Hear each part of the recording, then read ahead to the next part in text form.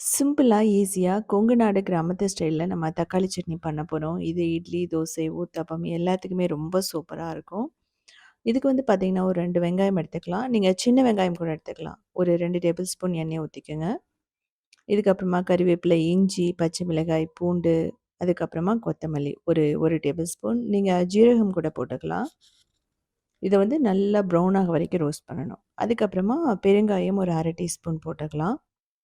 பெருங்காயம், அதுக்கப்புறமா தேங்காய். நான் தேங்காய் இல்லாமயும் வீடியோ போட்டிருக்கேன். இது வந்து பார்த்தீங்கன்னா, தண்ணி ஊத்தியெல்லாம் நம்ம வதக்க மாட்டோம்.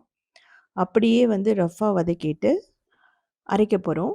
இதில வந்து பார்த்தீங்கன்னா, உப்பு தேவையான அளவு, பொட்டுக்கடலை, ஒரு 4 தக்காளி அவ்வளோதான். புளி வந்து கொஞ்சம் போட்டுக்கலாம்.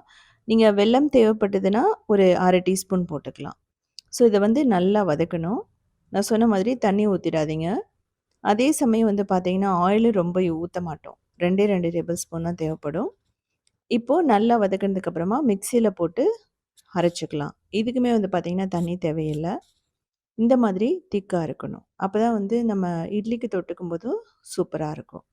இதில தாளிச்சும் போடலாம், தாளிக்காமயும் போடலாம். தாளிக்கணும்னா கடுகு, கருவேப்பிலை, பெருங்காயம். நீங்க வேணா கொஞ்சம் உளுந்து போட்டுக்கலாம். ஸோ அவ்வளோதான். இதே மாரி சிம்பிளான யூனிக்கான ரெசிபீஸ் வேணும்னா, நீங்க உத்தமி கிச்சன ஃபாலோ பண்ணலாம். கிரியேட்டிவ் வேர்ல்டுன்னு இன்னொரு சேனல் இருக்கு. அது மட்டும் இல்லாம சவுத் இண்டியன் ஃபுட் ஸ்டார்ட்ங்கிற வெப்சைட்ட 19 இயர்ஸா ரன் பண்றோம். அதுலயுமே 8000 ரெசிபீஸ் இருக்கு.